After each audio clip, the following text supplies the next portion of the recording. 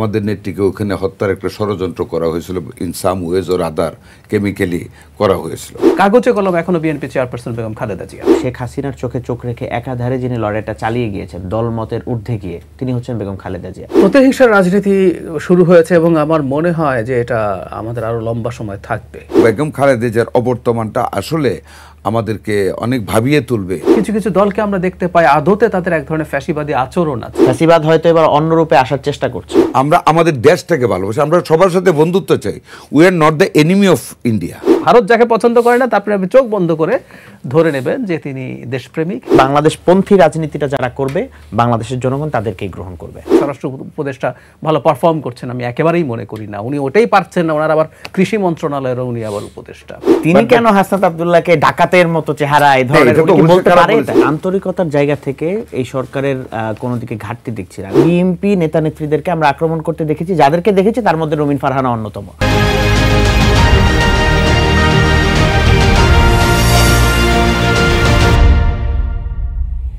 দর্শক স্বাগত কালের কণ্ঠে নিয়মিত অনুষ্ঠান কালের সংলাপে। আজ আমাদের সাথে আলোচনায় এগিয়ে নিতে স্টুডিওতে উপস্থিত আছেন সাবেক সংসদ সদস্য ও বিএনপি নেতা মুক্তিযোদ্ধা সর্দার সাখাওয়াত হোসেন বকুল, এবং আমাদের সঙ্গে আলোচনায় এগিয়ে নিতে স্টুডিওতে উপস্থিত আছেন রাজনৈতিক বিশ্লেষক ডক্টর জাহিদুর রহমান, এবং আছেন আশরাফ মাহাদি, যুগ্ম আহ্বায়ক, জাতীয় নাগরিক পার্টি এনসিপি।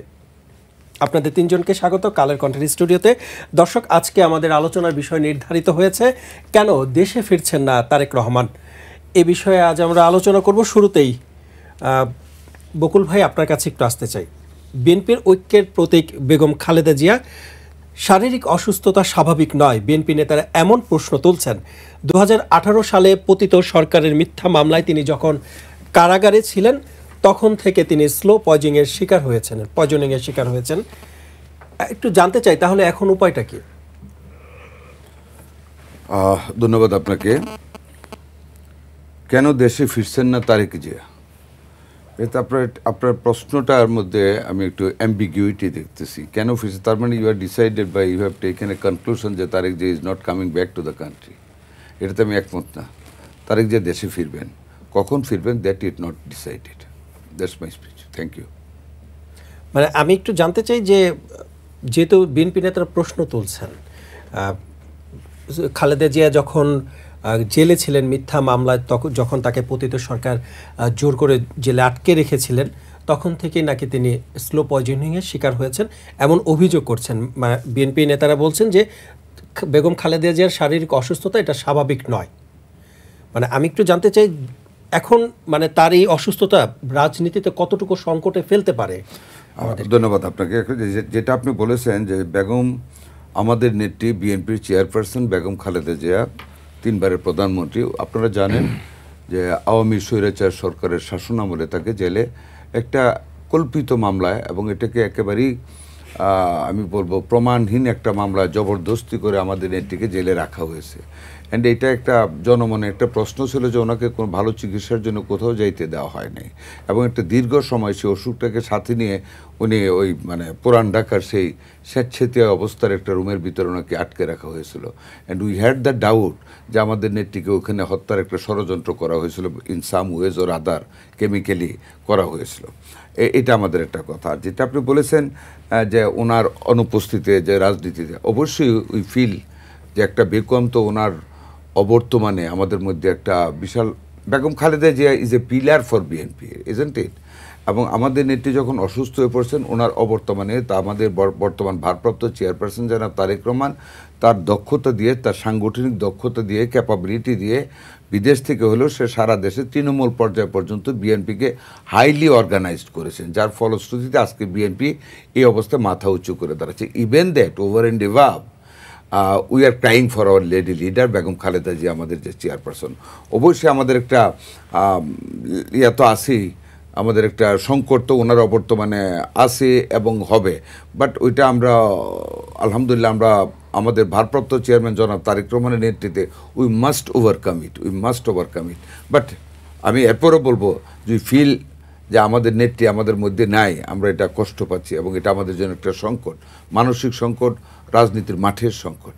ধন্যবাদ আপনাকে ডক্টর জাহিদুর রহমান। আমি আপনার কাছে একটু আসতে চাই যে 5 আগস্টের পর যে প্রতিহিংসার রাজনীতি শুরু হয়েছিল সেখান থেকে আমরা কাঙ্ক্ষিত সহমর্মিতার রাজনীতিতে ফিরতে শুরু করেছে কিনা। যখন বিএনপি নেত্রী বেগম খালেদা জিয়া হাসপাতালে, তখনই আমরা দেখতে যাচ্ছি বিভিন্ন প্রতিনিধি দল যাচ্ছেন, রাজনৈতিক দলগুলো। কিভাবে দেখছেন, আপনার কাছ থেকে একটু বুঝতে চাই। ধন্যবাদ। প্রতিহিংসার রাজনীতি শুরু হয়েছে এবং আমার মনে হয় যে এটা আমাদের আরো লম্বা সময় থাকবে, কিন্তু বেগম খালেদা জিয়ার ক্ষেত্রে ব্যাপারটা একটু ভিন্ন। আমি এটা একটু ব্যাখ্যা করতে চাই। মানে বেগম খালেদা জিয়া এখনো কাগজে কলমে গঠনতন্ত্রে বিএনপির চেয়ারপারসন আছেন, যদিও ডিফ্যাক্টো চেয়ারপারসন হিসেবে জনাব তারেক রহমান কাজ করছেন। বেগম খালেদা জিয়া জেলে ছিলেন দীর্ঘ সময়, উনি ভীষণ অসুস্থ, ওনার পক্ষে দল পরিচালনা আসলে কার্যত সম্ভব না। কিন্তু আমরা খেয়াল করলাম যে প্রত্যেকটা রাজনৈতিক দল, প্রত্যেকটা তার সব দ্বিমত সত্ত্বেও, এমনকি আমি দেখেছি কিছু কিছু রাজনৈতিক দল জনাব তারেক রহমানকেও কঠোর সমালোচনা করেছেন, কখনো কখনো সেটা রাজনৈতিক শিষ্টাচার বহির্ভূত হয়েছে, যেটা আসলে গণতন্ত্রের যে আমাদের ন্যারেটিভ বা বিতর্ক তার যে চৌহদ্দি আছে, সেটা রেড লাইন আছে, সেটা ক্রস করেছেন। কিন্তু বেগম খালেদা জিয়া সম্পর্কে আমরা দেখব প্রত্যেকের এই ধরনের একটা অবস্থান আছে। ফলে একটা অভাবনীয় ঘটনা বাংলাদেশের রাজনৈতিক ইতিহাসে ঘটলো যে একটা রাজনৈতিক দলের প্রধান সব দল মতের মানুষের কাছে অ্যাকসেপ্টেবল হয়ে আছেন, উনি আমাদের জাতীয় অভিভাবকে পরিণত হয়েছেন। সে কারণে আমি মনে করি যে আমাদের সামনের গণতান্ত্রিক যে প্রত্যাবর্তন, এটার মানে শুধু নির্বাচন না, নির্বাচনের পরেও আমি ধারণা করি একটা টার্ময়েলের অবস্থা থাকবে, সেখানে তার একটা অসাধারণ রোল প্লে করার আছে। সেজন্য আমি চাই তিনি আমাদের মাঝে আরও অনেকগুলো দিন থাকুন। কারণ হচ্ছে ধরুন কোনো একটা পলিটিক্যাল ডেডলক তৈরি হলো, এক দলের বিরুদ্ধে খুবই সংঘাতে জড়িয়ে পড়লো, আরও বাড়লো সেটা নির্বাচনের সময় বা নির্বাচনের পরে। ধরুন নির্বাচন যেমন হলো, এটা কেউ গ্রহণ করলো না, তারপর তার আন্দোলনের ডাক দিল, ধরে নিলাম। এইসব সিচুয়েশনে আমি মনে করি তিনি যদি ডাকেন, যে ক্রিয়াশীল যে দলগুলো আছে প্রধান, জামায়াত ইসলামী, এনসিপি, এদেরকে যদি কাউকে উনি ডাকেন, কোনো আলোচনা করতে চান, কিছু বলতে চান, তারা খুবই শ্রদ্ধা এবং গভীর মর্যাদা দিয়ে সেটা শুনবে। সো ওই রোলটা তিনি প্লে করতে পারেন। এটা বেগম খালেদা জিয়ার ক্ষেত্রে হয়েছে বলে আমাদের রাজনীতি থেকে প্রতিহিংসা সরে যাচ্ছে বলে আমি মনে করি না। আমি ধারণা করি যেটা দাঁড়িয়েছে সেটা হলো, আমরা দীর্ঘদিন শেখ হাসিনা স্বৈরাচারী ব্যবস্থার অধীনে ছিলাম, থাকতে থাকতে আসলে আমাদের মধ্যকার যে গণতান্ত্রিক মানসিকতা যতটাই ছিল, আমরা কখনোই যে খুব গণতান্ত্রিক ছিলাম তা না, যতটাই ছিল সেটা আরও খারাপের দিকে গেছে। আর সবচাইতে জরুরি কথা, কিছু কিছু দলকে আমরা দেখতে পাই আদতে তাদের এক ধরনের ফ্যাসিবাদী আচরণ আছে, তারা তাদের চিন্তা বা তাদের ধারণা ইম্পোজ করে দেওয়ার চেষ্টা করছেন। সো এই লড়াইটা আসলে চলবে এবং এটা অনেক সময় আমাদের কাছে প্রতিহিংসার রাজনীতি বলে মনে হয়। মানে গণতন্ত্র খারাপের দিকে গেছে, এটা মানে 5 আগস্টের পরের কথা বলছি না না, আমরা বাংলাদেশের যদি এন্টায়ার হিস্ট্রি, তাহলে আমি একটু বলি, স্বাধীনতার পর থেকে আমরা কি কখনো যথেষ্ট গণতান্ত্রিক ছিলাম? উত্তর হচ্ছে না। কারণ হলো স্বাধীনতার পর থেকে শেখ মুজিবুর রহমান আসলে এই দেশে গণতন্ত্র প্র্যাকটিস করতে চাননি। তিনি গণতন্ত্রের লড়াই করেছেন, গণতন্ত্রের কথা বলে পুরো পাকিস্তান আমলে লড়াই করেছেন, কিন্তু শেষ পর্যন্ত তিনি আসলে গণতান্ত্রিক ছিলেন না। যদি এখন একটু ছোট উদাহরণ দেয়, যে 73 সালের একটা নির্বাচন, যেখানে আওয়ামী লীগের বাইরে নির্বাচিত হবে এরকম মানুষ 15-20 জনও হবে না, কিন্তু সেই নির্বাচনও ম্যানিপুলেট করা হয়েছে। একটা পর্যায়ে এটাকে একটা ওয়ান পার্টি স্টেটে পরিণত করা হয়েছে সংবিধান সংশোধনের মাধ্যমে। পরবর্তীতে নানা রকম সরকার এসছে, একেবারে গণতান্ত্রিক পরিবেশের সাথে পরবর্তী সময় এসছে, কিন্তু সেটাও যদি আমরা খুব কন্টিনিউ করতে পারি নাই। আমাদের গণতন্ত্র যখন যে সময়টা ছিল, সেই সময়টাও খুব ভালো গণতান্ত্রিক ব্যবস্থা বা মানসিকতা আমাদের ছিল না। এরপর শেখ হাসিনা আসার পর যেটা হয়েছে, আমাদের যতটুকুও ছিল সেটা অত্যন্ত ডিজাস্টারের দিকে গেছে। আমি একটা উদাহরণ দিলে জিনিসটা প্রমাণ করা যাবে। বিএনপি 2001 থেকে 6 সালের যে সরকার ছিল, 6 সালে বাংলাদেশের গণতন্ত্রের র্যাঙ্কিং আছে। একটা র্যাঙ্কিং নিয়ে আমরা প্রচুর কথা বলি, একটা হলো ইকোনমিস্ট ইন্টেলিজেন্স ইউনিটের। ওরা 4টা ভাগের একটা দেশগুলোকে ভাগ করে। একটা হচ্ছে ফুল ডেমোক্রেসি, সবচেয়ে ভালো; ফ্লড ডেমোক্রেসি, ত্রুটিপূর্ণ গণতন্ত্র; 3 হচ্ছে হাইব্রিড রেজিম; আর 4 হচ্ছে অথরিটারিয়ানিজম, পুরোপুরি স্বৈরাচারী ব্যবস্থা। 6 সাল পর্যন্ত বিএনপির ওই সময়টায় বাংলাদেশ যত সমালোচনাই করেন না কেন, বাংলাদেশ ওই সময় কিন্তু ফ্লড ডেমোক্রেসি ছিল, সেকেন্ড যে ক্যাটাগরি সেটাই ছিল। এই ক্যাটাগরি কিন্তু আমেরিকাও এখন কিন্তু ফ্লড ডেমোক্রেসিতে আছে, ফুল ডেমোক্রেসি পৃথিবীতে খুব কম। শেখ হাসিনা আসার পর থেকেই বাংলাদেশ হাইব্রিড রেজিমে ঢুকে যায় এবং হাইব্রিড রেজিমে আমাদের র্যাঙ্কিং ক্রমাগত খারাপ হতে যাচ্ছিল এবং খুব অল্প কিছুদিনের মধ্যে ফুল অথরিটারিয়ানিজমে ঢুকে যেতাম।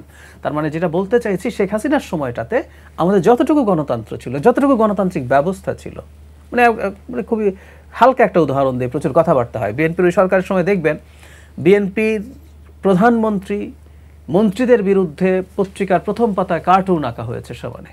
কেউ কোনোদিন আসলে এটা নিয়ে কোনো রকম ঝামেলায় বা বিপদে পড়েনি।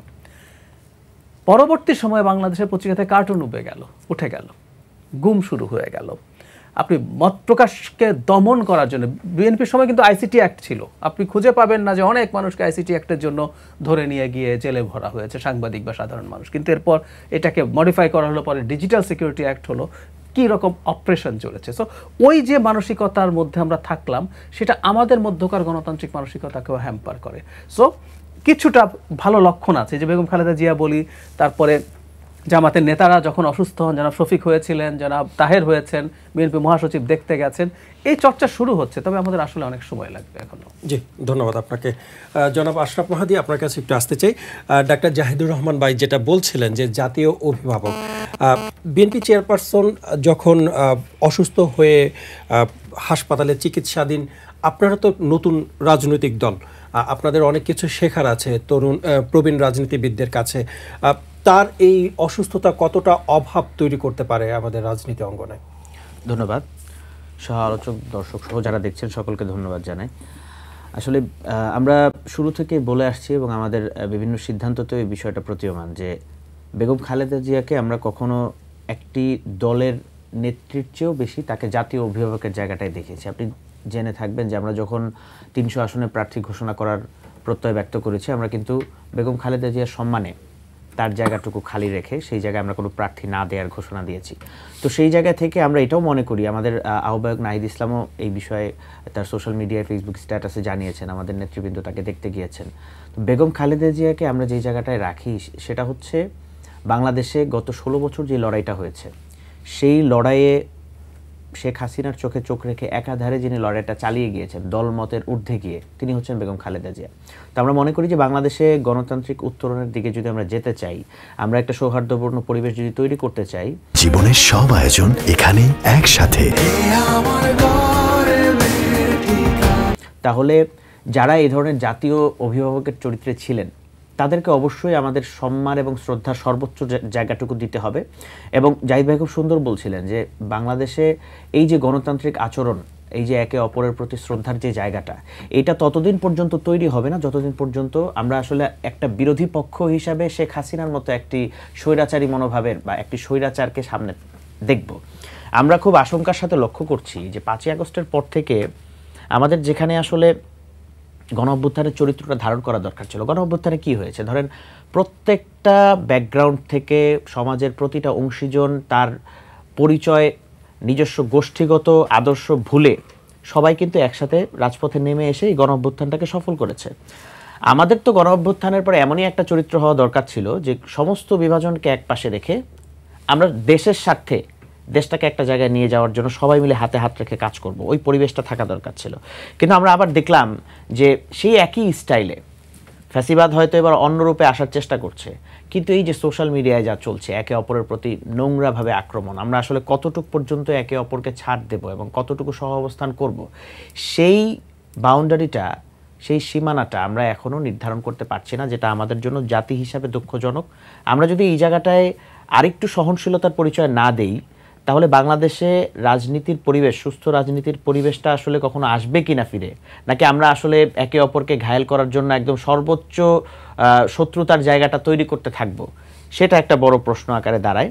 তা আমি মনে করি যে বেগম খালেদা জিয়া অসুস্থ হওয়ার পরে আমরা দলমত নির্বিশেষে সবাই যেইভাবে ওনার জন্য দোয়া করছি, এবং জাহিদ ভাই যেটা বললেন এটা তো আসলে সবগুলো দল থেকে, সব দলের নেতা থেকেই কথাটুকু এসছে যে আমরা চাই যে ওনার মতো একজন নেত্রী যিনি আসলে তার দল মতের ঊর্ধ্বে গিয়ে দেশকে নিয়ে ভাবছেন এবং দেশের গণতান্ত্রিক উত্তরণের লড়াইটা তিনি একদম নিজের জীবনের চেয়েও বেশি প্রাধান্য দিয়ে গেছেন পুরো সময়টাতে।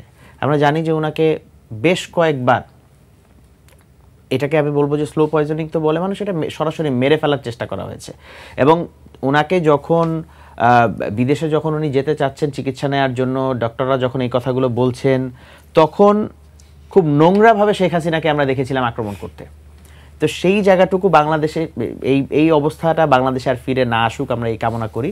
এবং আমরা মনে করি যে গণঅভ্যুত্থানের পরে এইটা একটা আশার আলো জাগায় যে দলগুলো তাদের জায়গা থেকে একটা সর্বোচ্চ অভিভাবকের জায়গায় এমন একজন নেত্রীকে রেখেছে যিনি গণতান্ত্রিক উত্তরণের জন্য পুরো 16টা বছর লড়াই করে গেছেন। ধন্যবাদ আপনাকে। জনাব বকুল ভাই, একটু আসতে চাই এবার আপনার কাছে। এই যে আশরাফ মাহাদি যেটা বলছিলেন যে আমরা একে অপরকে কতটুকু ছাড় দেব, সেই বিষয়টাতে আমরা এখনো কাঙ্ক্ষিত জায়গায় আসতে পারছি না। এটার জন্য আসলে দায় কে অথবা দায় কারা, মানে আমরা কেন আসতে পারছি না? আমি একটু আপনাকে একটু ব্যাকে যেতে চাই যে বেগম খালেদা জিয়া এবং জাতীয় অভিভাবকত্ব এই টার্মসটার উপরে। দেখুন, বেগম খালেদা জিয়ার জীবদ্দশায় যেটা আশরাফ সাহেব যেটা কিছুটা অবতারণা করেছেন, এবং উনি যখন অসুস্থ হয় সাবেক প্রধানমন্ত্রী শেখ হাসিনা যে ভাষায়, যে তির্যক ভাষায় বেগম খালেদা জিয়াকে কটাক্ষ করে কথাবার্তা বলেছেন, বা যে রকম ষড়যন্ত্র বেগম খালেদা জিয়ার জীবনের উপর এবং স্বাস্থ্যের উপর উনি করেছেন, যেভাবে তাচ্ছিল্য করেছেন ওনার রোগকে, 5ই আগস্ট পরবর্তীতে আপনারা দেখবেন বেগম খালেদা জিয়া দুইটা কাজ করেছেন। ওনার মাহাত্ম্য, ওনার ব্যক্তিত্ব জাতিকে দুইটা ভাবে কিন্তু দিক নির্দেশনা দিয়েছে। একটা হইল she saved the nation from the total destruction, social destruction থেকে রক্ষা করেছেন। গত 17টা বছর যেইভাবে শেখ হাসিনার সরকার, বিএনপি এবং সমমনা সকল রাজনৈতিক দল, সাংবাদিক, সকল শ্রেণী পেশা গোষ্ঠীর মানুষের কণ্ঠ রোধ করার জন্য যে হারে নির্যাতন, অত্যাচার, খুন, গুম করেছে, যেই ভাষায় মানুষকে কথা বলেছে, even the very last day যে যখন ফারজানা যখন প্রশ্ন করেছিল কি হারে সে রিয়্যাক্ট করেছিল, এরকম ভাষায় যে কথাগুলি বলেছে। কিন্তু দেখেন, immediately after the fall of মানে স্বৈরাচারী রিজিম, আমাদের নেত্রী বেগম খালেদা যে কিন্তু তখনই আবার কেয়ার হসপিটালে 7ই আগস্টের বিএনপি সমাবেশে উনি কিন্তু অসুস্থ অবস্থায় বেড থেকে ডিজায়ার করেছেন একটা বক্তব্য দেওয়ার জন্য। হোয়াট শি ডেলিভার্ড, উনি ডেলিভার করে দুইটা কাজ করেছেন। একটা হচ্ছে যেটা আজকে অভিভাবকত্বের প্রশ্ন, যে সে টোটাল ডিস্ট্রাকশন থেকে সমাজটাকে বের করেছে, বাঁচিয়েছেন। যে অত্যাচার আওয়ামী লীগ করেছিল, বেগম খালেদা যদি সেই দিন অ্যাড্রেস করে প্রতিহিংসার রাজনীতি পরিহারের ডাক না দিতেন, তাহলে কিন্তু বাংলাদেশের আকাশে অনেক আগুন জ্বলতো, অনেক রক্ত কিন্তু বয়ে যেত, কারণ যে অত্যাচার করেছে। আমার নিজের কথা বলি, আমার টেন্ডর নেই, আমাকে 2বার রামদাউদা হত্যা করতে এসেছে, কোনো রকম আল্লাহ কর্মীরা কূপ খেয়েছে, মরে যেতে পারতো। কিন্তু আমরা কিন্তু আমাদের নেত্রী যখন ডাক দিয়েছেন, আমরা কিন্তু একেবারে কুল হয়ে গেছি। এটা একটা রক্ষা করেছিল উনি, ওনার ব্যক্তিত্ব, ওনার দেশপ্রেম, ওনার সমাজের প্রতি প্রেম, মানুষের প্রতি প্রেম, এটা দেশকে বাঁচিয়েছে। আর সেকেন্ডলি যেটা হয়েছে, যেটা অভিভাবকত্ব, উনি কিন্তু অভিভাবকত্বটা নিয়েছিলেন for all the people of the nation. Destruction থেকে বাঁচায়নি, মানে উনি সকল মানুষের একটা শান্তিপূর্ণ বাংলাদেশ গড়ার লক্ষ্যে কিন্তু ডাকটা দিয়েছিলেন যে প্রতিহিংসার রাজনীতি আমরা চাই না। আজকে তারই কিন্তু ফলশ্রুতিতে আজকে এনসিপি বলেন, আজকে জামাত ইসলাম বলেন, সকল রাজনৈতিক দলের মানুষ যখন এবার কেয়ারের সামনে দাঁড়িয়ে ওনার জন্য দোয়া করেন, জাতির কাছে দোয়া চান, ইট প্রুভস মানে how she is being loved by the people of all the sections of the people. এখানে কিন্তু ওনার জীবনের সাকসেস। এবং বেগম খালেদা জিয়ার অবর্তমানটা আসলে আমাদেরকে অনেক ভাবিয়ে তুলবে জাতিগোষ্ঠীকে। আমরা কিন্তু অভিভাবক হারা হয়ে যাচ্ছি। তার অ্যাকসেপ্টেবিলিটি কিন্তু এখন only is not limited within the periphery of BNP.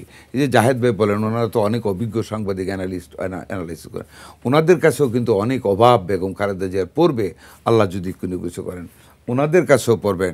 দেখেন একটা জিনিস, এই যে the very first day of the সশস্ত্র বাহিনী দিবস, immediately after the fall of the government Sheikh Hasina, NCP লিডারদেরকে how cordially she behaved with them, নিশ্চয়ই আপনাদের সেই স্মৃতিগুলো মনে আছে। That is Begum Khaleda Zia, it's a real mother, we feel for হার।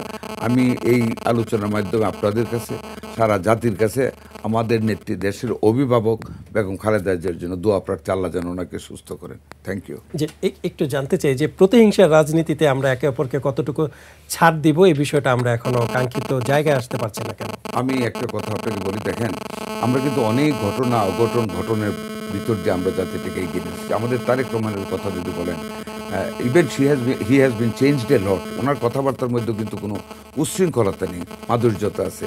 আমার মনে হয় we have started the practice of democracy after the fall of that government, that is autocratic government. যেটা জাহিদ ভাই বলেছে, আমরা কিন্তু যুদ্ধটা শুরু করেছিলাম 71-এ for establishment of the democracy, কিন্তু যেটা আমরা কিন্তু সেটা পারিনি। আমরা শিশু অবস্থায় কিন্তু আমাদের ডেমোক্রেসির হাতপালা ভেঙে দিয়েছি 73-এর নির্বাচন থেকে, তারপর বাকশাল করে, তারপর একটা খালেদ মোশাররফের নেতৃত্বে একটা কু হলো, দেন স্বাধীনতার ঘোষক শহীদ রাষ্ট্রপতি জিয়া রহমান ক্ষমতায় আসলেন, হ্যাঁ, তারপর আবার একটা কু হয়ে গেল না, একটা ডিমাইজ হয়ে গেল। আমরা কিন্তু একটা ভীষণ অস্থিরতার ভিতর দিয়ে চলে যাচ্ছি। 91 থেকে we again started the practice of democracy, যেটা আমাদের দেশে আবার এই 17 বছর ফেসিজম এসে ধ্বংস করে দিচ্ছে। এখন কিন্তু আমি বলি নিউবর্ন বেবির মতন অ্যাগেন উই হ্যাভ স্টার্টেড। আমি কিন্তু আশা হতো না, আমি আশাবাদী যে আমরা আশা করি ওভারকাম করতে পারবো সকল প্রতিহিংসার ঊর্ধ্বে উঠে আমরা মনে হয় এক খুশিতে শান্তিপূর্ণভাবে দেশটাকে চালাইতে পারবো। ধন্যবাদ আপনাকে। জনাব জাহিদুর রহমান ভাই, আপনার কাছে একটু আসতে চাই। আপনার কাছে একই প্রশ্ন রাখতে চাই যে এই প্রতিহিংসার রাজনীতিতে আমরা একে অপরকে ছাড় দিতে পারছি না কেন?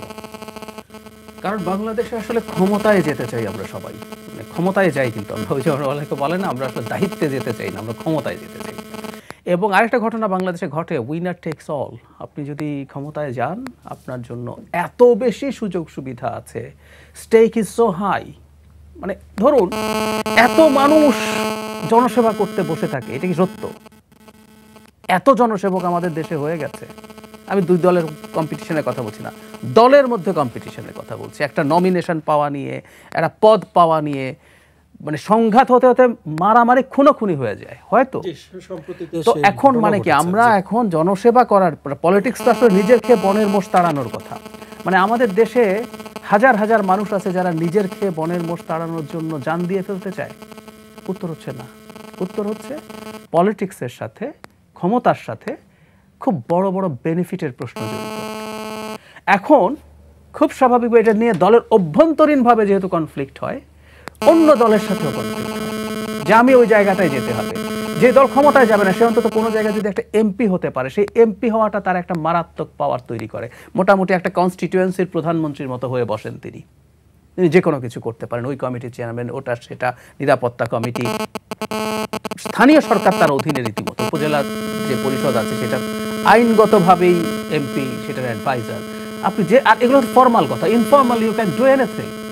সো যখন ক্ষমতায় যাওয়া না যাওয়ার মধ্যে অকল্পনীয় পার্থক্য হয়ে যায়, তখন খুব স্বাভাবিকভাবেই এই প্রতিহিংসা আমি যে কোনোভাবে ওকে শেষ করতে চাই, ধ্বংস করতে চাই। এটার সাথে একটু যোগ করতে চাই, এই প্রতিহিংসার কারণে কি তারেক রহমানের দেশে ফিরতে দেরি হচ্ছে কিনা? আচ্ছা, ওনার দেরি হওয়া নিয়ে একটু আলোচনাটা একটু করা জরুরি। In fact it's a serious issue. আমি এটাকে একটু আবারও শুধু বিএনপি না, রাষ্ট্রের পার্সপেক্টিভ থেকে দেখতে চাই। তারেক রহমান কেন দেশে আসছেন না, এটা একটা গুরুত্বপূর্ণ রাজনৈতিক প্রশ্ন। 5 তারিখের পর থেকে আমরা দেখেছি এটা নিয়ে ক্রমাগত কথা হয়েছে, অ্যান্ড ইটস ভ্যালিড। উনি একটা দলের প্রধান, ডিফ্যাক্টো প্রধান। সো 5 তারিখের পর কেন তিনি দেশে আসছেন না? এত বছর বাইরে থাকার পর কথা ছিল তিনি জাস্ট মুহূর্তেই আসবেন, এসে তিনি দলের হাল ধরবেন, নির্বাচনের দিকে নিয়ে যাবেন, সবাই এটা এক্সপেক্ট করেছে। সো উনি আসছেন না কেন, কবে আসবেন, এই প্রশ্নগুলো ছিল। কিন্তু সম্প্রতি একটা খুব নোংরামি শব্দটা আমি বলতেই চাই, কনসাস একটা নোংরামি শুরু হয়েছে তার মায়ের অসুস্থতা নিয়ে, যে তিনি একজন দায়িত্ব জ্ঞানহীন সন্তান, যে তিনি তার মায়ের অসুস্থতাতেও দেশে আসছেন না। আমরা ধারণা করতে পারি তার রাজনৈতিক প্রতিপক্ষ এই ধরনের মন্তব্য বাজারে ছেড়ে এটা নিয়ে প্রচুর জল ঘোলা করার চেষ্টা করেছিল। একটা কথা আমাদের গ্রাম্য কথা আছে না, মায়ের চেয়ে মাসির দরদ বেশি হতে হয় না। মানে বেগম খালেদা জিয়ার অসুস্থতায় যদি সবচেয়ে বেশি কেউ সাফার করে, হাতে গোনা যে কয়েকজন, তার মধ্যে একবার টপ নামটাই সম্ভবত তার একজন সন্তানই বেঁচে আছেন। মানে আমরা যারা বাবা মাকে ওকে হারিয়েছি, সেই পরিস্থিতিতে কি হয় আমরা এটা খুব ভালো মতো জানতে পারি। তো এই প্রেক্ষাপটে তিনি কিছু জবাব দিতে হয়েছে। এতদিন পর্যন্ত কিন্তু তিনি বলেছেন আমি দ্রুতই ফিরবো বা এই ধরনের মন্তব্য, কিছু কথা তিনি বলেছেন একটা স্টেটাসে বলতে হয়েছে, কারণ তাকে নিয়ে অত্যন্ত বাজে মন্তব্য করা হয়, এবং উনি বলেছেন যে তার মায়ের পাশে থাকা তার ইচ্ছে হয়। কিন্তু এই জবাবটাও আবার একটা অস্পষ্টতা তৈরি করেছে, এবং এটা পরিকল্পিত। এটা কিন্তু উনি কোথাও বক্তৃতা করে বলে ফেলেননি, উনি এটা লিখিতভাবে দিয়েছেন। তার মানে উনি দু একটা কথা একটু এখানে উল্লেখ করতে চাই। তিনি বলছেন এটা তার একক নিয়ন্ত্রণাধীন বিষয় না, এবং এটা স্পর্শকাতরতা এত বেশি যে তিনি এটা নিয়ে খুব ক্লিয়ারলি কথা বলতে পারছেন না। তাহলে আমরা যদি একটু যোগ করি, আমরা কিছু কিছু স্পেকুলেট করছিলাম যে কেউ কেউ বলছেন তার ব্যাপারে কোনো কোনো দেশের আপত্তি আছে, কেউ ভারতের আপত্তির কথা বলেন, কেউ আমেরিকার আপত্তির কথা বলেন। যদি থেকে থাকে আমি মনে করি এটা কিন্তু বাংলাদেশের, আমি নিশ্চিত নই, কিন্তু বাংলাদেশের রাজনৈতিক প্রেক্ষাপটে এটা প্রশংসা। মানে ভারত তারেক রহমানকে পছন্দ করে না, তারেক রহমানের এর চেয়ে বড় সার্টিফিকেটের কি দরকার আছে? পছন্দ করে না। যে ভারত যাকে পছন্দ করে না তারপরে আপনি চোখ বন্ধ করে ধরে নেবেন যে তিনি দেশপ্রেমিক, তিনি দেশের ভালো চান। বা আমেরিকাও যদি কোনো কারণে তার ব্যাপারে নেগেটিভ অ্যাটিটিউড রাখে, তাহলে এটাই হতে পারে যে রাষ্ট্রের স্বার্থ বিকিয়ে দিতে হবে এমন কিছু তো হয়তো উনি অ্যাগ্রি করছেন না। তার চাইতে জরুরি কথা তার নিরাপত্তা সংশয় আছে বলে ধারণা করা হয়, কারণ তিনি নিজেও বুলেট প্রুফ গাড়ির জন্য অ্যাপ্লাই করেছেন, অস্ত্রের লাইসেন্স চেয়েছেন। একটা কথা এখানে বলে রাখি, বেগম খালেদা জিয়া যেমন এই রাষ্ট্রের মানে জন্য গুরুত্বপূর্ণ মানুষে পরিণত হয়েছেন, জনাব তারেক রহমানও তাই। কেন বলছি? এনসিপিও যে রাজনীতির কথা বলে সেটা হচ্ছে তার একটা মধ্যপন্থী রাজনীতি কথা বলেন। আমি ব্যক্তিগতভাবে আমার পলিটিক্যাল অবস্থান হচ্ছে আমি একজন লিবারেল ডেমোক্র্যাট মনে করি নিজকে। সো মধ্যপন্থী রাজনৈতিক দল এই মুহূর্তে বিএনপি আছে, তার অপোজিটে তৈরি হচ্ছে ডান থেকে উগ্র ডান পর্যন্ত যারা আছেন তাদের একটা জোটের মতো, মোর্চার মতো। এই জায়গায় বাংলাদেশকে একটা গণতান্ত্রিক লিবারেল গণতান্ত্রিক ধারায় রাখার জন্য বিএনপি অত্যন্ত গুরুত্বপূর্ণ। সামনে বিএনপির স্খলন আছে, 5 তারিখের পর থেকে বিএনপির গ্রাসরুটের নানান অনিয়ম দুর্নীতির কথা আমরা জানি। বিএনপি নিজেও স্বীকার করে, বিএনপি তাদেরকে বহিষ্কারও করেছে। কিন্তু এই দলটাই এখন পর্যন্ত একটা মধ্যপন্থী গণতান্ত্রিক রাজনীতি বাংলাদেশে করে যাচ্ছে।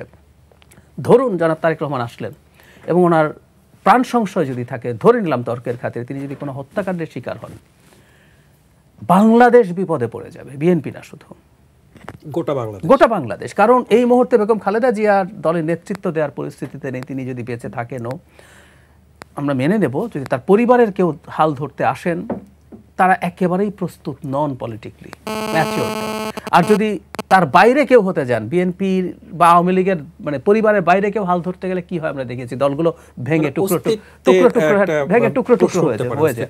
সো এই যদি পরিস্থিতি হয়, আবার কেউ কেউ বলেন, খুব ফানি কথা, আমার খুব মজা লাগে শুনে, যে তিনি এসে যদি উনি হত্যাকাণ্ডের শিকার হবেন, এটা তার দলের একটা পলিটিক্যাল ক্যাপিটাল হবে, সাহস নিয়ে আসতে হবে, মাথায় নিয়ে আসতে হবে। দেশের মানে উনি শুধু দল না, এই দেশও তার ভবিষ্যতের সাথে, ইভেন তারেক রহমান কেমন দেশ চালাবেন তার সাথে আমাদের ভাগ্য জড়িয়ে গেছে। কিন্তু আগামী নির্বাচন যদি ফেয়ার হয়, সিট কত পাবেন না পাবেন ডিবেট করা যায়, কিন্তু এটা মোটামুটি নিশ্চিত যে তার দলই ক্ষমতা আসছে। তারেক রহমানকে প্রধানমন্ত্রী হিসেবেও খুব ভালো পারফর্ম যদি করে, সেটা দেশের জন্য ভালো হবে।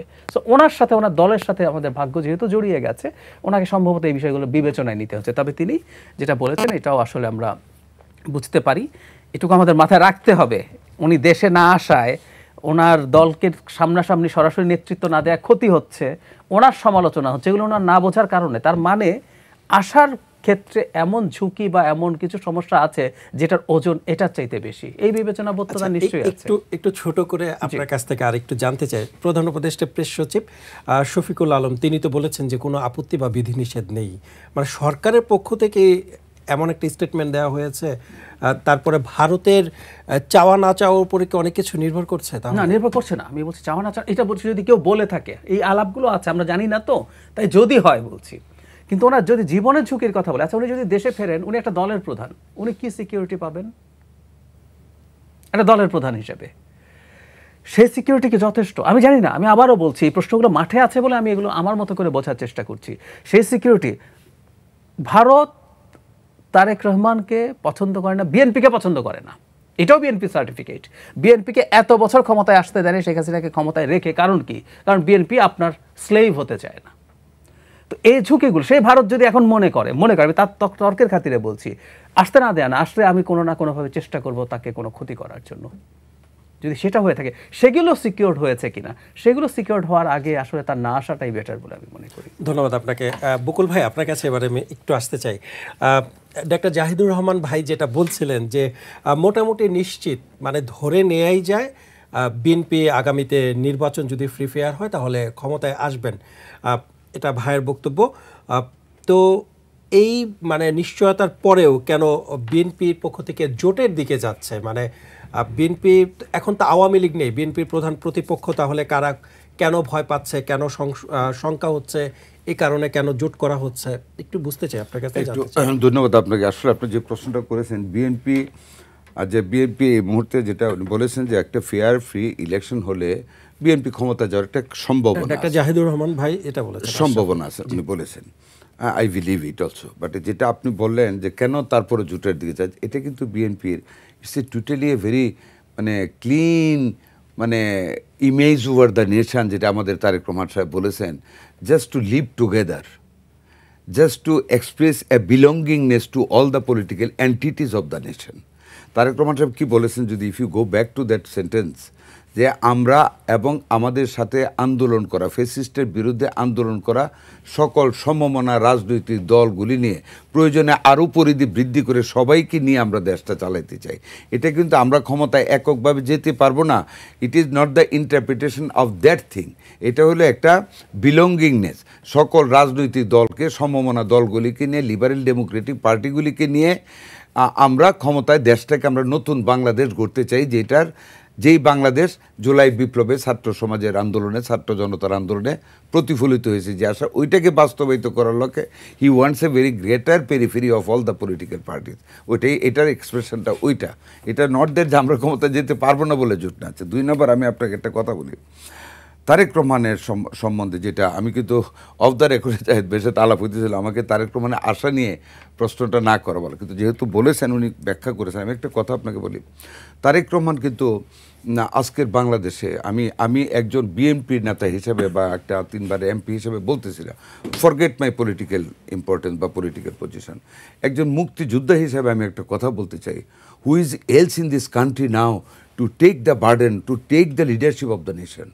ভালো বলেন মন্দ বলেন সকল মানুষের সমালোচনা থাকবে, বাট বর্তমান বাংলাদেশটাকে রক্ষার জন্য কে আছে আমাদের এক্সেপ্ট তারেক রহমান। তারেক রহমানই এখন একটা অ্যাকসেপ্টেবল লোক, যিনি ওনার প্রজ্ঞা দিয়ে, ওনার ভালোত্ব দিয়ে, ভালো মানসিকতা দিয়ে সকল রাজনৈতিক দলকে, এনসিপি বলেন, সবাইকে অ্যাকোমোডেট করে একটা দেশ চালানোর মতো একটা চিন্তাধারা ওনার ভিতরে আছেন। ওনার জীবনটা, উনি যে আসতে চান না, যেটা বলেছেন, সে কিন্তু দেশটাকে ভালোবাসে। সে কিন্তু স্বাধীনতার ঘোষক শহীদ রাষ্ট্রপতি জিয়াউর রহমানের ছেলে, যিনি স্বাধীনতার ঘোষণা দিয়ে, সে বেগম খালেদা জিয়ার ছেলে। সে কিন্তু তার মার কি অবস্থা, আমাদেরকে উনি কিছুদিন আগে একটা অ্যাড্রেস করেছিলেন মিটিংয়ে, এবং হি ওয়াজ ক্রাইং মায়ের কথা বলে, আমাদের নেত্রীর কথা বলে, যে নেত্রীর কী দেশপ্রেম মানুষের প্রতি। যখন উনি বলেছিলেন মাকে নিয়ে যাওয়ার জন্য, তখন লন্ডনে থেকে যাওয়ার জন্য কিছুদিন বলেছিলেন, আমি আমার মানুষকে বাদ দিয়ে থাকতে পারবো না, আমি দেশটাকে ভালোবাসি, আমি মানুষকে ভালোবাসি। উনি এসে পড়েছে, এটা বলে উনি কাঁদছেন, আমরাও কাঁদছি সাথে। সেই মায়ের সন্তান তারেক রহমান। আজকে তারেক রহমানের তো আসলে আমরা যারা বিএনপি করি, আমরা তো আসলে ভারতের প্রভুত্বকে আমরা মেনে নিতে পারি না, সত্যি কথা বলেই ফেললাম। আমরা আমাদের দেশটাকে ভালোবাসি, আমরা সবার সাথে বন্ধুত্ব চাই। We are not the enemy of India, but তাদের যে একটা প্রভুত্ব, যে একেবারে দেশের সব কিছু দিয়ে দিতে কোনো হিসাবও চাওয়া যাবে না, বার্গেন করা যাবে না, we are totally against that thing. And যেই কারণে তারেক রহমান, ভারত আমাদেরকে পছন্দ নাও করতে পারেন, আমাদেরকে না করা মানে তারা আমাদের নেতা তারেক রহমানকে পছন্দ করবেন না। অনেক যদি কঠিন ইতিহাসে যায়, অনেক কিছু বেরিয়ে আসবে। শুধু এটুকু বলতে চাই, তারেক রহমান দেশের স্বার্থকে বিকিয়ে দিয়ে ক্ষমতার লোভে দেশে আসবেন না।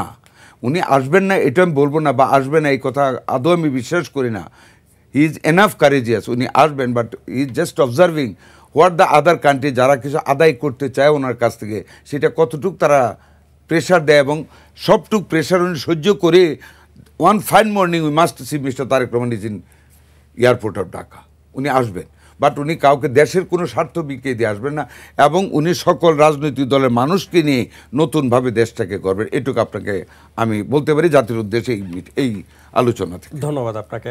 আশরাফ মাহাদী, আপনার কাছে একটু আসতে চাই। অতীতে তো ভারতের চাওয়া পাওয়ায় আমাদের অনেক কিছু করতে হয়েছে, ভবিষ্যৎ বাংলাদেশেও কি অথবা ভারত অথবা অন্য কোনো তৃতীয় দেশের চাওয়া পাওয়ায় আমাদের চলতে হবে কিনা, বা তাদের নির্দেশে চলতে হবে কিনা? বাংলাদেশের রাজনীতিতে ভারতপন্থার কতটুকু প্রভাব থাকবে, এটা বর্তমানে শুধু রাজনৈতিক দলগুলোর প্রশ্ন না, এটা জনগণের একটা প্রশ্ন। এবং আপনি দেখবেন, আমি একটু খোলামেলাভাবেই বলি, একটু মানে পার্সোনালি কোনো দলকে না, এখানে 5 তারিখের পর থেকে যে কোনো রাজনৈতিক দলের পক্ষ থেকে যখনই কোনো বক্তব্য কিছুটা ভারতপন্থী মনে হয়েছে, জীবনের সব আয়োজন এখানে একসাথে, জনগণ কিন্তু সেটাকে প্রত্যাখ্যান করেছে। আপনি ইভেন বিএনপির ভেতর থেকেও যদি কোনো নেতার বক্তব্যে এই ধরনের কোনো সুর আসে, যেটা মানুষ ভালোভাবে নেয়নি সেই বক্তব্যগুলো, তো সেটা একটা ব্যাপার আছে। এবং আপনি 2001 থেকে 6 পর্যন্ত বিএনপির শাসনামলের 4 দলীয় জোটের শাসনামল ওই সময়টা যদি দেখেন, সেখান থেকেও কিন্তু বিএনপির ভেতরেই অনেক নেতৃবৃন্দ বিএনপির যে বাংলাদেশপন্থী রাজনীতিটা, যে জিয়াউর রহমান সাহেবের যে রাজনীতিটা, সেটাকে ওইভাবে ওন করতে পারেনি। এবং সংস্কারপন্থী একটা ধারা বের হয়েছে, আমরা দেখেছি অনেকে আলাদাভাবে দল গঠন করেছে। 2006 থেকে নিয়ে 2008-9 পর্যন্ত যে 111-এর সরকার এবং ওই সময়টাতে -2 ফর্মুলার যে রাজনীতি, আমরা জানি যে এর সাথে বিএনপির অনেক নেতারা জড়িত ছিলেন এবং পরবর্তীতে সেগুলো প্রকাশ্যে এসেছে। তো আমি যেই কথাটা বলতে চাচ্ছি এখানে, যে বাংলাদেশে এখন বিএনপি অবশ্যই একটা ভাইটাল রাজনৈতিক দল এবং বাংলাদেশের মানুষ মনে করে যে তারা বাংলাদেশপন্থী রাজনীতিটা করতে চায়। বিশেষ করে তারেক রহমান সাহেবের ব্যাপারে এই ধরনের একটা পজিটিভ ভাইব আছে যে তিনি আসলে জিয়াউর রহমান সাহেব যে রাজনীতিটা বাংলাদেশে করতে চেয়েছেন, বাংলাদেশপন্থী রাজনীতি, সেটা তিনি করতে চান। আমরা সেই সুধারণাটা তাদের প্রতি রাখতে চাই। কিন্তু ক্ষমতায় আসার পরে দলের ভেতরে যারা কিছুটা ভারতপন্থী, যারা কিছুটা বাংলাদেশ পন্থাকে ওইভাবে ওন করতে পারেন না, এই ধরনের কোনো শক্তি অথবা এই ধরনের কোনো নেতৃবৃন্দ যদি সামনের সারিতে চলে আসতে চান, সেখানে একটা কনফ্লিক্টের বিষয় আসতে পারে। এবং বাংলাদেশের রাজনীতিতে আপনি যদি স্বাধীনতার পর থেকে দেখেন, 5 বছরের বেশি সময় ক্ষমতা ধরে রাখা এবং জনগণের দ্বারা অ্যাকাউন্টেবল কোনো সরকার তার জনপ্রিয়তা এবং তার দায়িত্বশীলতার জায়গাটা ধরে রাখা, এটা খুবই চ্যালেঞ্জিং একটা ব্যাপার। তো আমরা মনে করি যে এখানে যদি বিএনপি তার রাজনৈতিক লাইন থেকে লাইনচ্যুত হয়ে যায়, সেক্ষেত্রে অন্যান্য রাজনৈতিক দলগুলোর দায়িত্ব যে তারা বাংলাদেশপন্থী যে রাজনীতিটা করতে যাচ্ছে, এনসিপি যে বাংলাদেশপন্থী রাজনীতিটা করতে যাচ্ছে, সেখানে তাদেরকে অ্যাকাউন্টেবল রাখা। আমি এখনই ব্ল্যাঙ্ক চেক দিচ্ছি না যে বিএনপি ক্ষমতায় আসছে, কারণ অনেকগুলো ঘটনা মাঝখানে গত 1.5 বছরে ঘটেছে, যেগুলোর কারণে আসলে মাঠ পর্যায়ে আপনি যদি দেখেন জনপ্রিয়তা কমেছে এবং নির্বাচনের সময় অনেক ঘটনা আছে মাঠ পর্যায়ে। হ্যাঁ, সেটা সব দলেরই আছে। এখন জনগণ বাকিটা ব্যালটে বিচার করবে যে আসলে কারা ক্ষমতায় আসছে। তো এখনই ওইভাবে অ্যাডভান্স অনেক কিছু বলে দেওয়া যায় না। 91 আমরা জানি যে ক্যাবিনেট সাজিয়ে বসেছিল আওয়ামী লীগ, তো সেখানেও কিন্তু একটা ব্যতিক্রম ঘটেছে। তো এত কিছু প্রেডিকশন এখন করার আমি মনে করি না সময় এসছে। তবে বাংলাদেশে বাংলাদেশপন্থী রাজনীতিটা যারা করবে, বাংলাদেশের জনগণ তাদেরকেই গ্রহণ করবে। ধন্যবাদ আপনাকে। ডাক্তার জাহিদুর রহমান, একটু ভিন্ন প্রসঙ্গে আসতে চাই। যেহেতু সামনেই নির্বাচন কমিশন বলছে যে এবার তারা যতটা চ্যালেঞ্জ মোকাবেলা করবেন, অতীতের কোনো কমিশনকে এত চ্যালেঞ্জ মোকাবেলা করতে হয়নি, কেননা এবার জাতীয় নির্বাচনের সাথে গণভোটেরও একটা ব্যাপার রয়েছে এবং এই সমস্ত কার্যক্রম তারা সঠিকভাবে করতে পারবেন কিনা সেই সক্ষমতা যাচাইয়ের জন্য গতকালকে একটি মক ভোটিংয়ের আয়োজন করেছিল কমিশন। সেখানে আমরা দেখেছি যে যারা ভোটার মক ভোটিংয়ে অংশ নিয়েছেন, যেসব ভোটাররা, তারা অনেকে গণভোট সম্পর্কে বুঝছেন না, কেউ পড়ছেন না, কেউ সময় নেই বলে অনেকে পড়ছেন না বা বুঝতে পারছেন না। অনেকে আবার দেখা যায় যে দলের সমর্থন অনুযায়ী হ্যাঁ বা না দিয়ে দিচ্ছে। আবার এইদিকে আবার জাল ভোটেরও ঘটনা ঘটেছে। একটু জানতে চাই যে যখন এই ইভেন্ট সত্যিকারের ইভেন্ট যখন আমাদের সামনে চলে আসবেন, তখন কি কমিশন পারবে এই চ্যালেঞ্জ মোকাবেলা করতে? চ্যালেঞ্জ শুধু গণভোটের কারণে হয়েছে তা না, ধরে নিলাম গণভোট হচ্ছে না, তারপরও এই নির্বাচন সবচেয়ে বেশি চ্যালেঞ্জিং হতো বলে আমি মনে করি। কেন? সত্যিকার নির্বাচন হাসিনার ওই চেয়ে বেশি চ্যালেঞ্জ নুরুল হুদা কমিশনের ছিল, যে রাতের ভোট দিয়েছে সেটা। যাই হোক, এর বাইরে আমাদের জেনুইন যে নির্বাচনগুলো হয়েছে তার মধ্যে এটা সবচেয়ে চ্যালেঞ্জিং কারণটা হচ্ছে আইন শৃঙ্খলা রক্ষাকারী যে বাহিনী আছে, বাংলাদেশের ইতিহাসে এই রকম ভালনারেবল বাহিনী আসলে কখনো ছিল না, যৌক্তিক কারণেই। বিশেষ করে পুলিশ, আমাদের তো মেরুদণ্ড পুলিশ এই নির্বাচনের ক্ষেত্রে। তারা যা করেছেন শেখ হাসিনার সময়, পরবর্তীতে যা যা ঘটেছে, এগুলো খুবই অনিবার্য ছিল। পরবর্তীতে সরকার যতটা পারত এটা রিগেইন করানোর জন্য, সেটাও সরকারের ব্যর্থতার কারণে ওই অর্থে সেভাবে হয়ে ওঠেনি, বা তাদের নেতৃত্বের সমস্যা আছেও বলে আমি মনে করি। আমি স্বরাষ্ট্র উপদেষ্টা ভালো পারফর্ম করছেন আমি একেবারেই মনে করি না, উনি ওটাই পারছেন না, ওনার আবার কৃষি মন্ত্রণালয়েরও উনি আবার উপদেষ্টা। তো যাই হোক, এটা সবচেয়ে বড় চ্যালেঞ্জ। পুলিশ আছে, এবার সেনাবাহিনী অনেক বেশি থাকবে, আনসার ভিডিপি সহ। সো মূল চ্যালেঞ্জ আসলে ওই জায়গায় থাকবে, কারণ দলগুলোর মধ্যেও যদি খুবই সৌহার্দ্যপূর্ণ সম্পর্ক থাকতো তাহলেও একটা কথা ছিল। দলের মধ্যে যথেষ্ট সৌহার্দ্যমূলক সম্পর্ক নেই, দলের ভেতরেও কি ঘটে আমরা আসলে জানি না। ধরুন বিশেষ করে বিএনপির ক্ষেত্রে কতজন স্বতন্ত্র প্রার্থী হবে, তফসিলের পর আমরা আসলে এগুলো আস্তে আস্তে বুঝতে পারবো। সেই স্বতন্ত্র প্রার্থীরা তাদের পরস্পরের মধ্যে কী ধরনের আচরণ করবেন, এগুলো সব কিছু ঠিকঠাক মতো সামাল দেওয়ার মতো পরিস্থিতি আসলে এবার যথেষ্ট নেই, কোনো সন্দেহ নেই। এখন কেউ যদি বলেন তাহলে কি করার ছিল, তাহলে আসলে 10 বছর পর নির্বাচন করার কথা ছিল, বা 5 বছর পর, কারণ এটা ফিরে আসতে এতটাই সময় লাগবে। তার আমি যেটা বলতে চাইছি, আসলে এবার রাজনৈতিক দলগুলোকে দায়িত্বশীলতার পরিচয় দিতে হবে। আর দ্বিতীয় যে কথাটা বললেন, হ্যাঁ, এরপর ওই যে বোঝার উপরে শাকের আটি বলে না, যে এবার এই ঝামেলার পর এর সাথে গণভোট যুক্ত হচ্ছে। তবে এটা আবার ম্যানেজমেন্টের দিক থেকে খুব বড় প্রবলেম না, কারণ হচ্ছে এই দেশের লোকজন একাধিক ভোট দেয় অভ্যস্ত আছে। আমরা স্থানীয় সরকার নির্বাচনগুলোতে 3টা ভোটও দিই, সেই জায়গায় 2টো ভোট, একটা ডিফারেন্ট কালারের ব্যালট থাকবে, সেটা গিয়ে তারা ওই ডিফারেন্ট একটা বক্সে ঢোকাবেন, এটা যেন যথেষ্ট ক্যাম্পেইন করলে বোঝা যাবে। কিন্তু যেটা বলছেন কেউ বোঝে কি বোঝে না, আসলে এটা হবে না। দিনের শেষে গণভোট দলের যে সমর্থন সেই লাইনেই আসলে হবে, এটা মোটামুটি নিশ্চিত। এভাবেই হয়, কারণ এই জিনিসগুলো এতটাই টেকনিক্যাল, মানে কম শিক্ষিত মানুষ না, যথেষ্ট শিক্ষিত মানুষও যদি যথেষ্ট সচেতন না হন, মানে এই যে আপার হাউস কি, ওটা কি করবে, ওটা কেন পিআর লাগবে বা লাগবে না, বা বিএনপি এটা পিআর চাইছিল না কেন চাইছিল না, এভাবে। তারপরে ধরুন জুলাই সনদে যেভাবে তত্ত্বাবধায়ক সরকারের কথা বলা আছে, ওখানে কতগুলো স্টেপস আছে, খুব শিক্ষিত সচেতন মানুষ ছাড়া প্রতিটা স্টেপ আসলে জানে না। যেমন বিএনপি পুরো তত্ত্বাবধায়ক সরকার নিয়ে দ্বিমত নাই, কয়েকটা স্টেপ নিয়ে তার নোট অফ ডিসেন্ট আছে।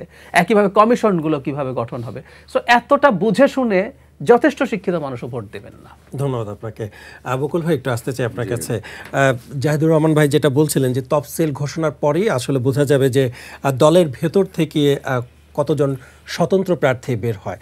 তো এই যে দলের ভেতরে যারা আছেন তারা যদি আবার স্বতন্ত্র হয়ে দাঁড়ায়, তখন এটা আবার বিএনপির জন্য চ্যালেঞ্জ হয়ে যাবে কিনা, অথবা সেটা সামাল দেওয়ার ক্ষেত্রে বিএনপি পারবে কিনা?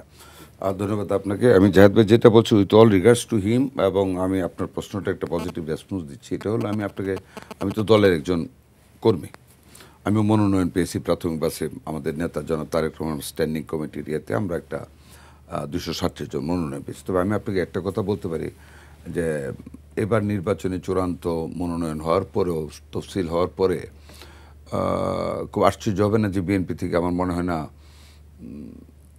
হয় না কেউ স্বতন্ত্র প্রার্থী হবে। বিএনপির লোক যে নমিনেশন পায়নি বলে বিএনপি থেকে একটা গিয়ে বিট্রে করে স্বতন্ত্র নির্বাচন করবে, আমার মনে হয় কাউকে সেটা পাবেন না। আমরা যা দেখতেছি বিভিন্ন এলাকায় কথাবার্তা বলে, কারণ আমাদের তো ধরেন প্রত্যেকটা কনস্টিটিউয়েন্সি লিডারদেরকে চিনি।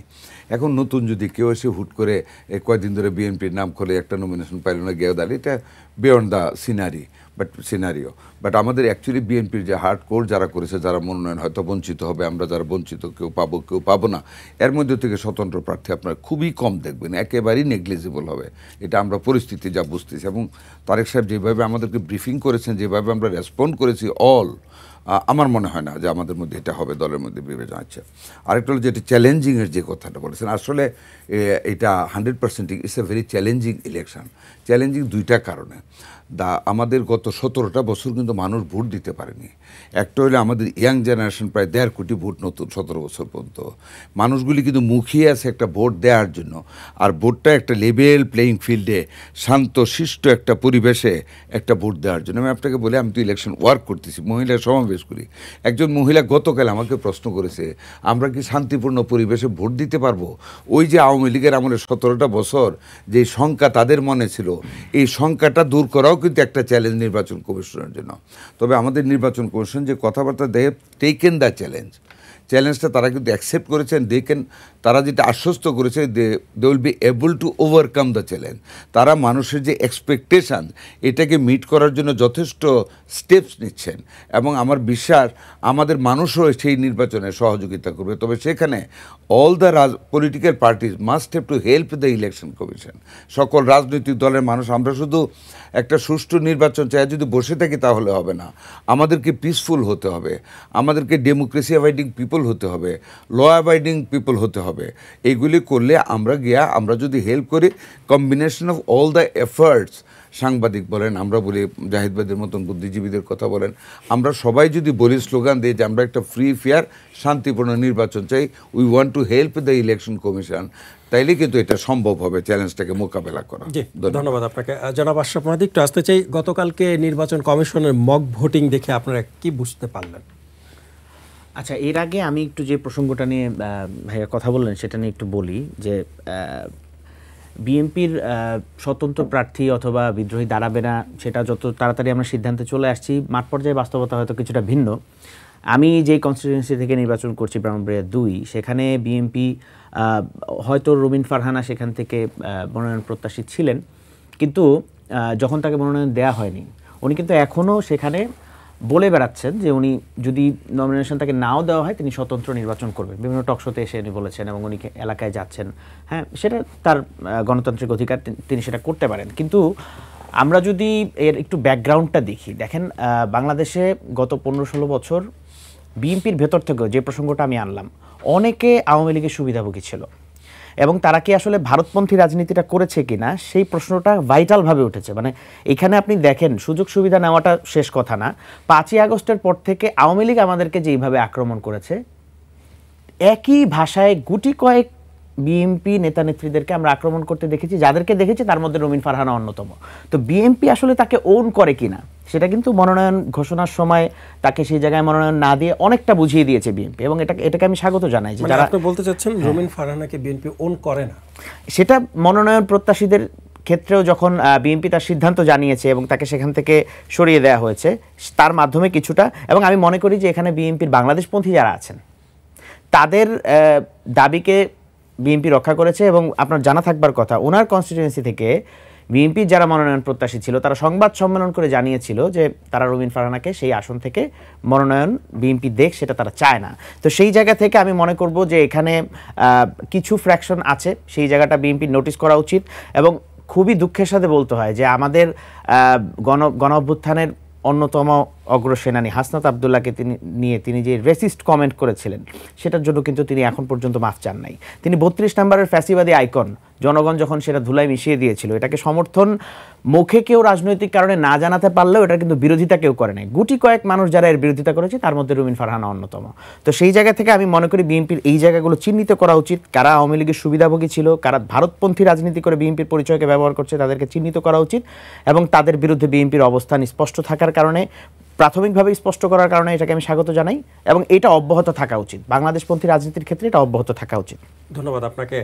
বকুল ভাই, একটু আসতে চাই, আপনি যেটা বলছিলেন যে 237 জন যাদেরকে মনোনয়ন দিয়েছেন আপনি তাদের মধ্যে একজন, তাহলে যে বাকি 63 জন যাদেরকে মনোনয়ন দেওয়া হয়নি বা মনোনয়ন অনেকে চেয়েছেন তারা পায়নি, এর মধ্যে অন্যতম রুমিন ফারহানার কথাও বলছিলেন আশরাফ মাহাদি ভাই, তাহলে যাদেরকে মনোনয়ন দেওয়া হয়নি তাদেরকে কি বিএনপি ওন করে না? দেখুন, একটা ঢালাওভাবে তো মানে এটা বলা যায় না। আমি আপনাকে বলি 260 সিট দেওয়া হয়েছে, 40টা সিট যেটা দেয় নাই বললেন আপনি, সেখানে কিন্তু আদার পার্টিজের জন্য একটা স্পেস রাখা হয়েছে। সবই যে ওখানে বিএনপি দেওয়া হবে নট নেসেসারিলি, কারণ ওখানে আমাদের যে সমমনা রাজনৈতিক দল বা যদি আরও কেউ যদি জোটের পরিধি যদি বৃদ্ধি পায়, যেটা আমি আগে আপনাকে বলেছি আগে, সেখানে এখান থেকে মাইনাস হয়ে যেটা ব্যালেন্স থাকবে, might be it is 23, might be it is 20 or 21 হতে পারে, but it will be distributed among all the political party যারা আসবে আমাদের জোটে, প্লাস আমাদের যে সিটগুলি বাকি থাকবে জোটের বাইরে দেওয়ার বাইরে, এগুলি বিএনপি লোকদেরকে ওখানে প্লেস করা হবে। এখন উনি যেটা বলেছেন রুমিন ফারহানার কথা, রুমিন ফারহানা পলিটিক্স করেন অনেক দিন যাবত, আমাদের দলের একটা পোর্টফোলিও হোল্ড করেন। এখন একটা উদাহরণ দিয়ে কিন্তু টোটাল বিএনপিকে মানে বিচার করা যাবে না। হ্যাঁ, এক রুমিন ফারহানা যে বলেছে উনি নমিনেশন না পেলে নির্বাচন করবে, মাইট বি উনি ক্ষোভ থেকে বলেছে আর হয়তো বলবে না, মাইট বি দ্যাট উনি ইলেকশন করবেনই না। কাজে একটা ক্ষোভের বহিঃপ্রকাশ থেকে আমরা ডিডিউস করতে পারি না ফর দ্য টোটাল পার্টি, যেটা উনি বলেছেন যে বিএনপির ভিতরে এরকম হতে পারে, নট লাইক দ্যাট। আর শুনেন, রাজনীতি হয়তো অনেকে একটা কথা বলতে গিয়ে যদি মানে ভাষায় প্রকাশ করা, অনেক সময় জাহেদ ভাইরা ওনারা অনেক গুছিয়ে বলতে পারেন, ওনারা অভ্যস্ত বুলবুল বলতে বলতে বলতে বলতে কারেক্ট লাইনে ওনারা এসে যান। আমাদের কথাবার্তা হয়তো এদিক সেদিক হতে পারে। তার মানে আমি যদি এখন বলি হ্যাঁ ভারতের এই কাজটা ভালো, এখান থেকে যদি ডিডিউস করেন আমি ভারতের দালালি করি, not like that, is not a political system না। BNP as a whole it's a political party. এটা আমরা অ্যান্টি ভারতও বলবো না, কারণ আমরা আমাদের স্বার্থ রক্ষা করে আমরা চলতে চাই। সেইখানে ভারতের কোনো অ্যাক্টিভিটি যদি আমাদের দেশের স্বার্থের বিরোধিতা হয়, আমরা সেখানে অবশ্যই ভারতের বিরোধিতা করব, বাট অনর্থক বলবো না ভারত আমার শত্রু, ভারত আমার শত্রু। I must not say that is not the political manner also for a মানে political party who will run the country. এটা ম্যানার না। আমি সৃষ্টি থেকে বলবো না যে জাহেদ ভাই আমার শত্রু। আমি জাহেদ ভাই আমার বিরুদ্ধে যখন গলায় ধরবে চাপ দিয়ে তখন ভাববো হি ইজ মাই এনিমি, এর আগে না। আচ্ছা, বলবো এটা। আরেকটা হলো যেটা হাসনাত আবদুল্লাহর কথা বলেছেন এবং রুমিন ফারহানা, এই দুইজনে অ্যাটিচিউড একই রকম ছিল। মানে রুমিন ফারহানা খারাপ ভাষায় বলেছে, হাসনাত আবদুল্লাহর body language was very bad in many cases, we have observed it. এটা Kazi any bad comment or racist comment about her? না, সেটা কোনটা রেসিস্ট কমেন্ট? না, ওটা তো আমি বললাম খারাপ বলেছে, আমি তো বললাম হাসনাত আবদুল্লাহ কোন কমেন্টটা খারাপ ছিল, অনেক পোক করেছে, অনেক খারাপ। মানে রুমিন ফারহানাকে কি বলছে? রুমিন ফারহানাকে কি বলছে সেটা আমি রিপিট করতে চাই না। তিনি কেন হাসনাত আব্দুল্লাহকে ডাকাতের মতো চেহারা এই ধরনের কি বলতে পারে? না আমি বলতে আমি আসতেছি, আমরা শেষ করতে দেন। বলতে পারে না, না দুইজনের মধ্যে ভালো মিলও হয়েছে, আমরা নিউজেই দেখেছি, অনেক সুন্দর মিল হয়েছে। হাসনাত আব্দুল্লাহ সৌহার্দ্যপূর্ণ জায়গা থেকে সে রুমিন ফারহানা সর্বোচ্চ, না হাসনাত আব্দুল্লাহ যেটা করেছে সেটা তার জায়গা থেকে সে সর্বোচ্চ উদারতা দেখেছে। Very nice of him. Hasnat Abdullah বলেছে আই মাস্ট অ্যাপ্রিসিয়েট, রুমিনও বলেছে, এবং দুইজনের যৌথই একটা বিবৃতি এসেছে মিডিয়াতে, আমরা দেখেছি যে কি বলেছে জানি না, বাট তারা দুইজনই বলেছে আমাদের একটা মিল হয়েছে কথাবার্তায়। হ্যাঁ, দুইজনের ভুল স্বীকার করে একটা সৌহার্দ্যপূর্ণ অবস্থা সৃষ্টি হয়েছে। অ্যান্ড আমরা এই ধরনের আচরণই পলিটিশিয়ানদের মধ্যে আমরা আশা করব। এই মৌলানা ভাসানী সাহেব অনেক গালিগালাজ করেও হাঙ্গার স্ট্রাইক করতেন, কিন্তু দেখা গেছে যখন তৎকালীন সরকারে কেউ গিয়া মৌলানা সাহেব বলে আদর করে বুকে জড়ায় পানির শরবত দিতেন, উনি কিন্তু হাঙ্গার স্ট্রাইক ভাঙতেন। কাজে রাজনীতিতে কিন্তু এই সৌহার্দ্যটা থাকবে, বকাবকি হবে। আমরা সংসদে ইভেন্ট দেখেছি কত গালিগালাজ হয়েছে, কত কথা বলেছে, কিন্তু বক্তব্যের শেষে দেখা গেছে একটা পলিটিক্যাল কম্প্রোমাইজ হয়েছে। That is the art of politics. একটা থেকে ডিডিউস করে we cannot make a divorce among the people in the political মাঠ। কাজে এইগুলি বলে গিয়েই আমাদেরকে একটা সুন্দর বাংলাদেশ আমাদেরকে গড়তে হবে। হ্যাঁ, অবশ্যই রুমিন ফারহানা খারাপ ভাষায় কথা বলছে। কোনো পলিটিশিয়ান বা কোনো শিক্ষিত মানুষ একটা ছেলেকে ডাকাতের মতো বলা, এটা তো অ্যাকচুয়ালি আমাদের সৃষ্টি রহস্যেরও বাইরে। সৃষ্টিটা তো ডাল্লা, এটা তো সেরেকের পর্যায়ে পড়ে। কাউকে চেহারা নিয়ে কথা বলা, খাটো বলা, অন্ধ বলা, বুবা বলা, লুলা বলা বা কালো বলা ডাকাতের মতো, দ্যাটস ব্যাড। এটা আমরা সমর্থন করতে পারি না, but out of the sentiment বলে ফেলেছে, সেটা পরে দেখেছি তারা মিলও হয়েছে। কাজে এই ব্যাপারে আমি আর কথা বলতে চাই না। আমার কথা হলো দেশটাকে আমাদের গড়তে হবে দেশের প্রতি ভালোবাসা দিয়ে, মমত্ব বোধ দিয়ে, কারোর সাথে বৈরিতা না। আমরা রান করবো আমাদের স্বার্থের জন্য, দেশের স্বার্থের জন্য এগিয়ে যাবো। আশরাফ মাহাদী, আপনার কাছে একটু আসতে চাই। শেখ হাসিনাকে যে গণহত্যার দায়ে তাকে ফাঁসির দণ্ডাদেশ দিয়েছে ট্রাইব্যুনাল, এবং তাকে ফেরানোর জন্য ভারতকে চিঠিও দিয়েছে সরকার, এই চিঠি কতটা কার্যকর হবে বলে আপনি মনে করেন? স্পেসিফিকভাবে ফেরানোর চিঠিটা কতটুকু কার্যকর হবে সেটা তো সময় সাপেক্ষ ব্যাপার বলাটা এখন। তবে আমি আন্তরিকতার জায়গা থেকে এই সরকারের কোনো দিকে ঘাটতি দেখছি না। আমি মনে করি যে প্রফেসর ডক্টর ইউনূস একটা জায়গায় খুব সফল, যে তিনি যে 3 এজেন্ডা নিয়ে ক্ষমতায় বসেছেন বা ওনাকে দায়িত্ব দেয়া হয়েছে, বিচার, সংস্কার এবং নির্বাচন, এবং প্রথম 2টাকে তিনি বেশ সফলভাবে প্রত্যেকটা পক্ষকে একসাথে এনে একটা জায়গায় এনে বিবাদগুলোকে একটু মিটিগেট করে উনি একটা জায়গায় নিয়ে আসার চেষ্টা করেছেন। আমরা দেখেছি বিচারের একটা দৃশ্যমান অগ্রগতি আমরা দেখেছি। সংস্কারের ক্ষেত্রে উনি প্রথমে আদেশ জারি করেছেন এবং অধ্যাদেশের মাধ্যমে উনি এটাকে একটা লিগ্যাল ফ্রেমের মধ্যে নিয়ে এসেছেন, একটা আইনানুগ জায়গায় নিয়ে এসেছেন। এটা আইনি ভিত্তি চলে আসছে অনেকটাই, এবং গণভোটের মাধ্যমে আমরা চূড়ান্ত একটা বাস্তবায়ন দেখছি। তো আন্তরিকতার জায়গা থেকে আমি মনে করি যে ডক্টর ইউনূস তার জায়গা থেকে অনেকটাই সফল, এবং ফিরে আনার যে বিষয়টা আলোচনা হচ্ছে, আমরা প্রেস সচিব শফিকুল আলম ভাইয়ের বক্তব্য থেকেও যতটুকু বুঝতে পেরেছি যে এখানে খুব সম্ভবত আসাদুজ্জামান খান কামালকে ফেরানোর মাধ্যমেই প্রথমে আমরা এর একটা স্টার্টিং হবে, এবং এর মাধ্যমে আমরা বিচারের একটা দৃশ্যমান অগ্রগতির ক্ষেত্রে বেশ ভালো একটা জায়গায় চলে যেতে পারবো বলে আমি আশাবাদী। এবং এইটা যদি প্রফেসর ইউনূসের যেই ইন্টারন্যাশনাল পোর্টফোলিও, ওই জায়গা থেকে যদি আমরা চিন্তা করি, ওনার পক্ষে উনি যদি আন্তরিকতার সাথে যেভাবে চেষ্টা করে যাচ্ছেন, এবং ওনার হাতে যেটুকু সময় আছে 1.5 থেকে 2 মাস অথবা 3 মাস, এই পুরো সময়টাই যদি উনি আন্তরিকতার সাথে চেষ্টা করে যান, তাহলে আমরা অবশ্যই যেই আশাটুকু করছি শেখ হাসিনার বিচার এবং তাকে ফিরিয়ে এনে তাকে বিচারের মুখোমুখি করা, সেটা হয়তো আমরা দেখে যেতে পারবো। ধন্যবাদ আপনাকে, আপনাদের তিনজনকে অসংখ্য ধন্যবাদ আপনাদের মূল্যবান সময় আমাদেরকে দেওয়ার জন্য। দর্শক, আপনারা দেখছিলেন আমাদের নিয়মিত অনুষ্ঠান কালের সংলাপ। আজ এই পর্যন্তই। ভালো থাকুক দেশ, ভালো থাকুক দেশের মানুষ, এ প্রত্যাশা। আল্লাহ হাফেজ।